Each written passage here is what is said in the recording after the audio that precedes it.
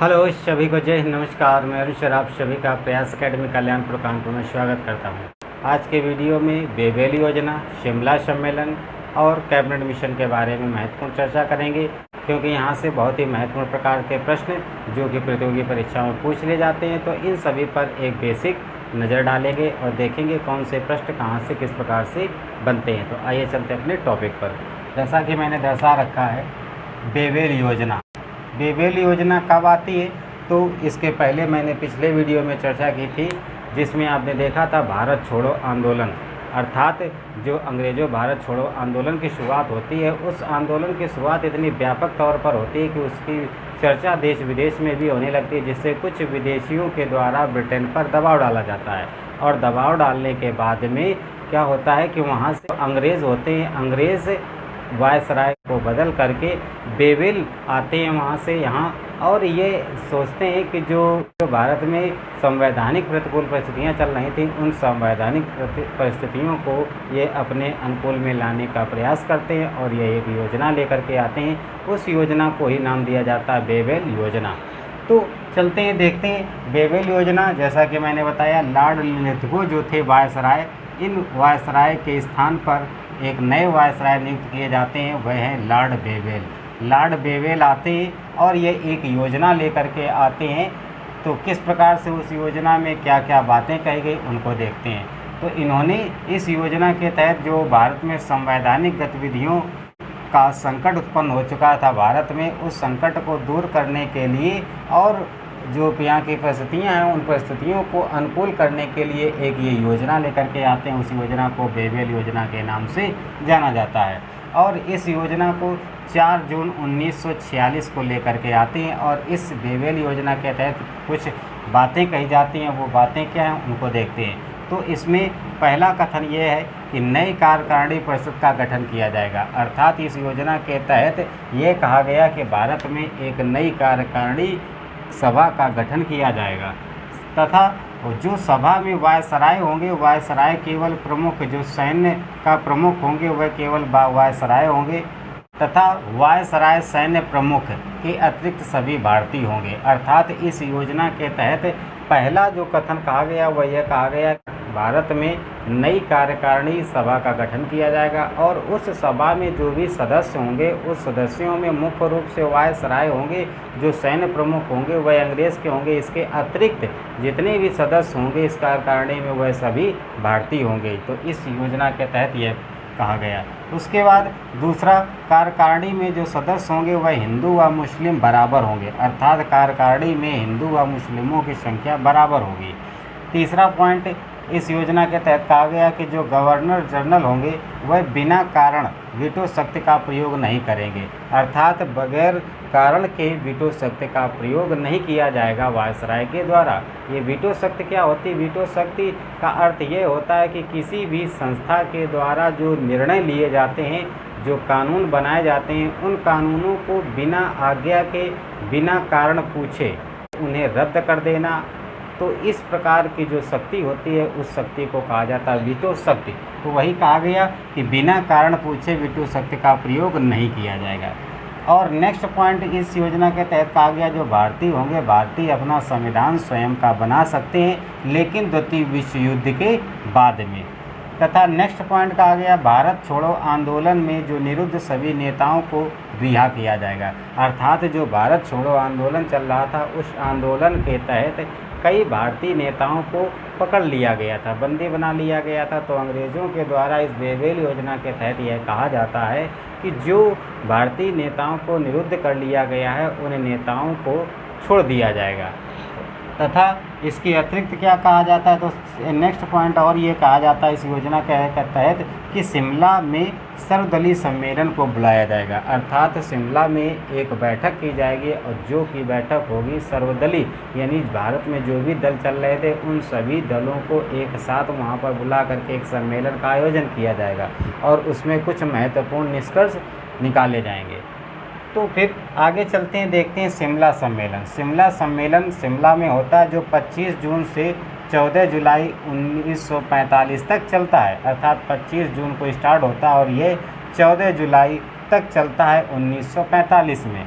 और इस सम्मेलन में किसने किसने भाग लिया, तो यह सर्वदलीय सम्मेलन था। इसमें सभी दल ने भाग लिया था और जिसमें कांग्रेस पार्टी के जो नेतृत्व कर रहे थे, तो कांग्रेस पार्टी का नेतृत्व अब्दुल कलाम आज़ाद कर रहे थे। और इस शिमला सम्मेलन में गांधी जी शामिल नहीं थे। तो ये पूछ लिया जाता है कि शिमला सम्मेलन में गांधी जी शामिल थे अथवा नहीं थे, तो शिमला सम्मेलन में गांधी जी सम्मिलित नहीं थे। और जो कांग्रेस पार्टी के जो नेतृत्व कर रहे थे वह कौन कर रहा था, तो वह अब्दुल कलाम आज़ाद कर रहे थे।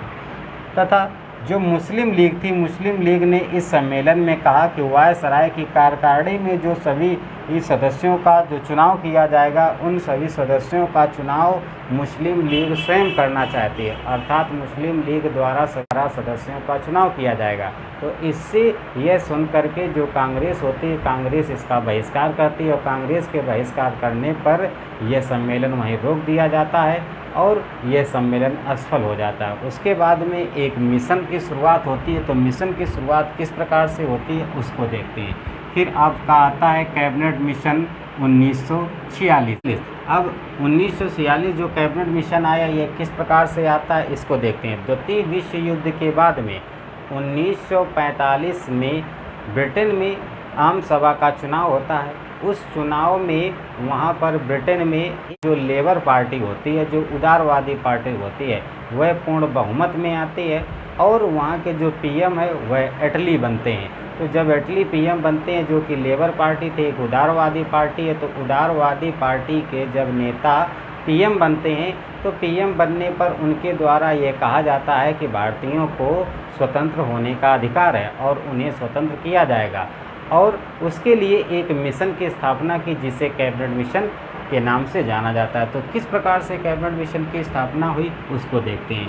तो जैसा कि मैंने यहाँ दर्शा रखा है, द्वितीय विश्व युद्ध के बाद में 1945 में ब्रिटेन में चुनाव हुआ, जिसमें पीएम बनते हैं सर क्लीमेंट एटली, और जो कि ये पीएम जो बनते हैं ये उदारवादी लेबर पार्टी की सरकार बनती है, अर्थात उदारवादी लेबर पार्टी की सरकार बनती है, जिसके जो मुख्य होते हैं नेता सर क्लीमेंट एटली, वह बनते हैं पीएम। और जब सर क्लीमेंट एटली पीएम बनते हैं, तो उन्हीं के द्वारा इस कैबिनेट मिशन की गठन किया जाता है। किस प्रकार से, तो पीएम एटली ने 14 मार्च 1946 में हाउस ऑफ कॉमन्स, जो कि वहाँ पर एक स्थान है, हाउस ऑफ कॉमन्स में भारतीयों को स्वतंत्र होने का अधिकार की घोषणा की। अर्थात इन्होंने कहा, हाउस ऑफ कॉमन्स में एक घोषणा की और उसमें कहा कि भारतीयों को स्वतंत्र होने का अधिकार है और वह इनको स्वतंत्र किया जाएगा। और इसीलिए उन्होंने एक कैबिनेट मिशन का गठन किया।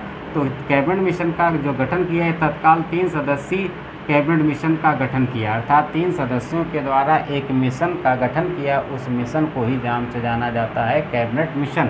तो इसमें 3 सदस्य कौन कौन से थे उनको देखते हैं। तो पहले सदस्य थे लॉर्ड पैंथिंग लॉरेंस। लॉर्ड पैंथिंग जो लॉरेंस थे, ये मिशन के अध्यक्ष थे, अर्थात कैबिनेट मिशन के जो अध्यक्ष थे वह लॉर्ड पैंथिंग लॉरेंस थे और ये भारत के सचिव भी थे।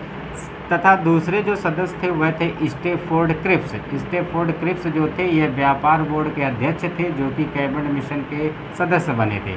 और तीसरे जो थे वह एवी अलेक्जेंडर थे, जो कि नौसेना मंत्री थे, अर्थात नौसेना मंत्री थे, उनको तीसरा सदस्य बनाया गया एवी अलेक्जेंडर को। तो इस प्रकार से कैबिनेट मिशन में 3 सदस्य शामिल थे, lord Pethick Lawrence, Stafford Cripps और एवी अलेक्जेंडर।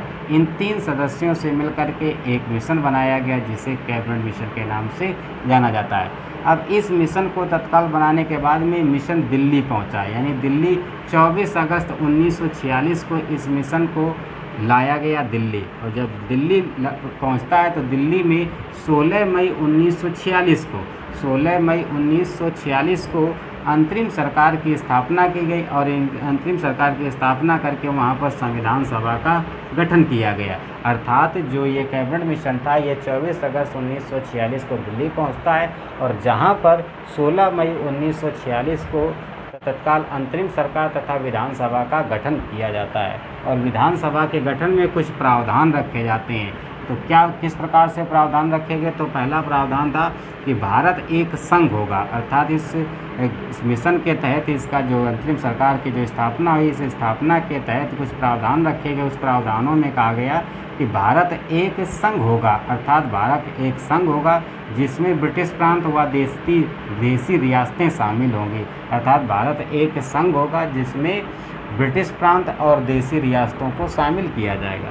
तथा दूसरा पॉइंट कहा गया भारत की एकता बनाए रखना है, अर्थात भारत की एकता को बनाए रखा जाएगा। और मुस्लिम लीग की, जो आप जानते हैं कि मुस्लिम लीग पाकिस्तान की मांग कर रहे थे, इनकी पाकिस्तान की मांग को ठुकरा दिया जाता है।